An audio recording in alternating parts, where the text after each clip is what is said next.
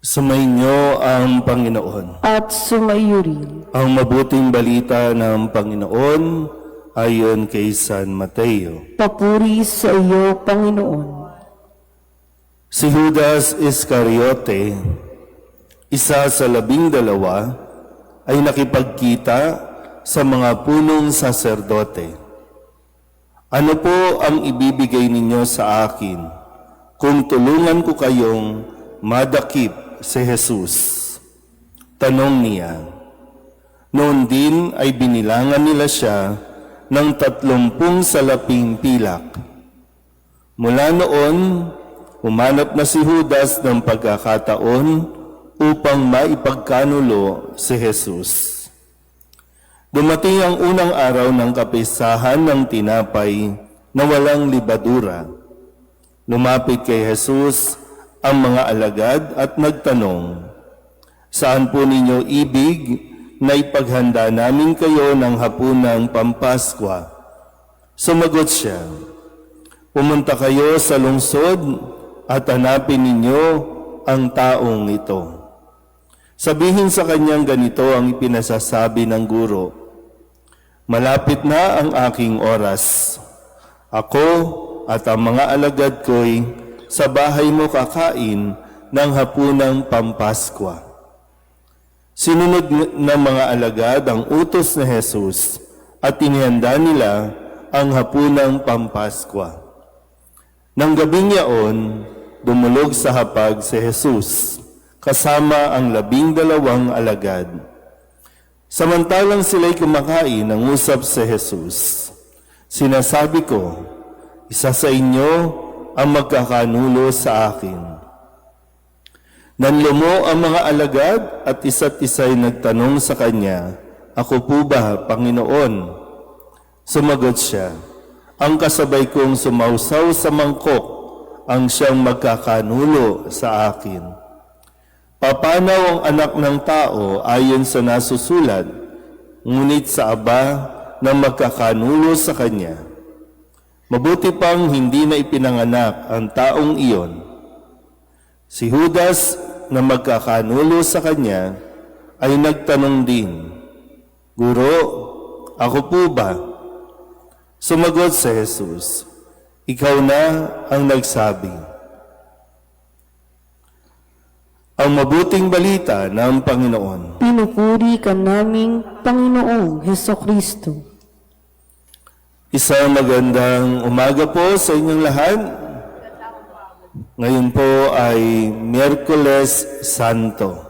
Huling araw o ang araw bago po ang pagdiriwang natin ng tinatawag na Paschal Triduum na magsisimula ng Holy Thursday, Good Friday at yung Pasko ng Pagkabuhay. Mahalaga po yung mga araw na iyan. Ngayon, Miyerkules Santo, ito po ay tinatawag din na Spy Wednesday. No? Spy Wednesday dahil ang sabi nga sa ating Ebanghelyo, mula noon, humahanap na si Judas ng pagkakataon para maipagkanulo si Jesus. Yung magandang mapagnilayan, no, na nung binabasa ko rin ito, sabi ko, ano bang nangyari kay Judas? Bakit siya nakipagkita sa mga saserdote at nagsabing, ano ang maibibigay kung sakaling sabihin sa kanila kung nasaan nga si Jesus? Dahil nitong mga nakalipas na araw, ipinapahanap na ng mga Pariseo at mga punong saserdote si Jesus dahil nga para sa kanila, nilalapastangan ni Jesus ang Diyos sa pagsasabing siya ay anak ng Diyos. At dahil sa kanyang pagbuhay kay Lazaro, nangangamba sila na mawala o maubos ang mga kasapi sa kanilang pananampalataya, ang mga Hudyo. Dahil sabi nga, marami ang umaalis sa pagiging Hudyo at umaanib o sumusunod na kay Kristo, kaya gusto na nilang ipapatay si Jesus. Kaya ngayon, si Judas na kahapon ang ginamit na ebanghelyo mula kay San Juan. At sinabi ni Kristo na tandaan ninyo, isa sa inyo ang magkakanulo sa akin. At ngayon sa ebanghelyo ni San Mateo, bago yung tagpong iyon, ay kumbaga bumalik muna, bakit nasabi ni Jesus ito?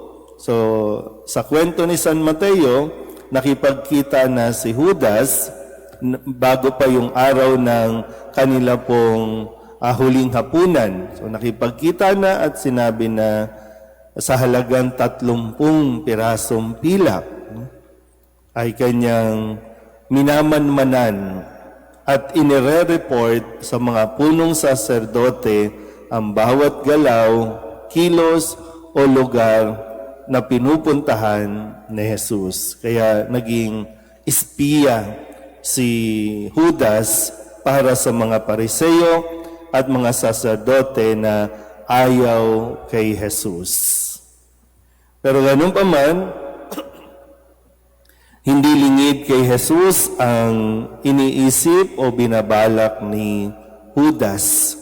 Pero hindi niya ito hayagang ipinahiya, kundi ipinahayag lang din ni Jesus ang kanyang kalungkutan o ang kanyang frustration na sabihin niyang isa sa inyo ang, sabi nga isa sa inyo ang magkakanulo sa akin.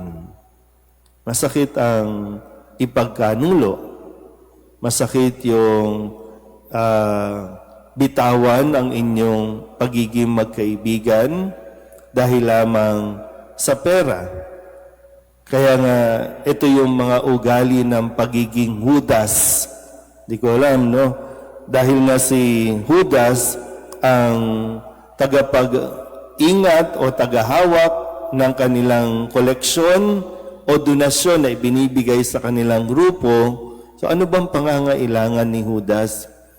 O kaya meron bang nasabi si Jesus sa kanya para umabot sa punto na ipaghudas niya si Jesus, ipagkanulo niya si Jesus? Ano bang nagawa ni Jesus sa kanya para umabot siya dito?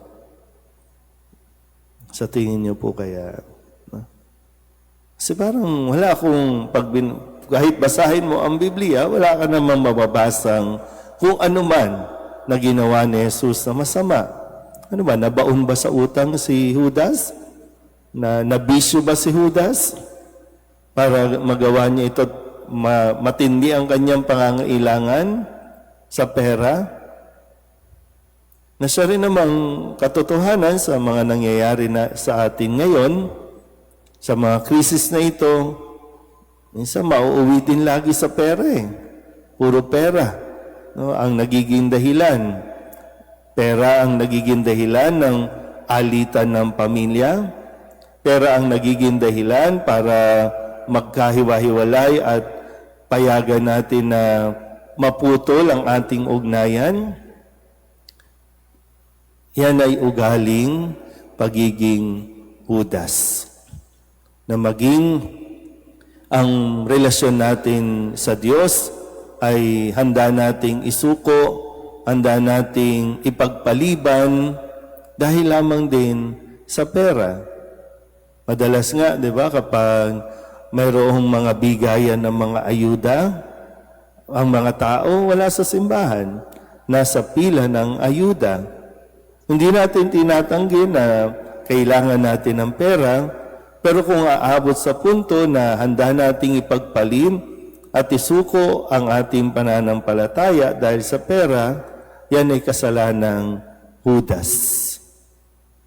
So, masakit po, bagamat kay Kristo, sabi nga, masakit ito para kay Kristo, pero hindi niya hinayaang ipahiya si Judas, hindi niya hinayaang i-expose si Judas at magalit ang mga alagad, ang iba pang alagad sa kanya.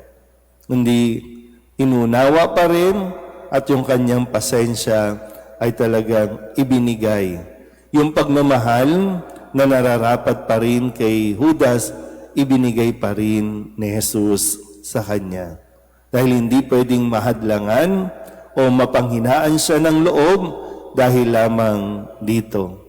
Kasi maaring ayaw niya na. Kung tayo, halimbawa, kung makaranas tayo ng panghudas, marami sa atin marahil ang hihinto na, magwawala na, magagalit na, susuko na lang sa buhay. Pero hindi ito ginawa ni Jesus.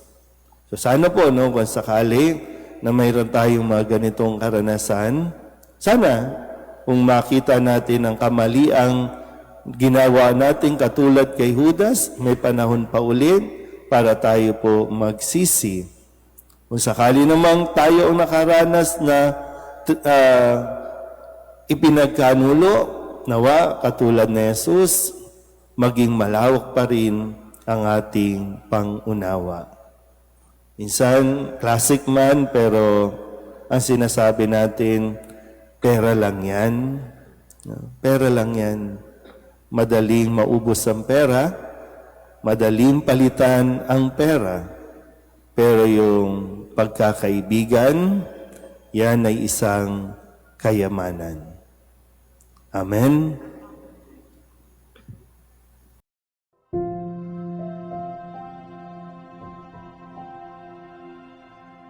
Thank you.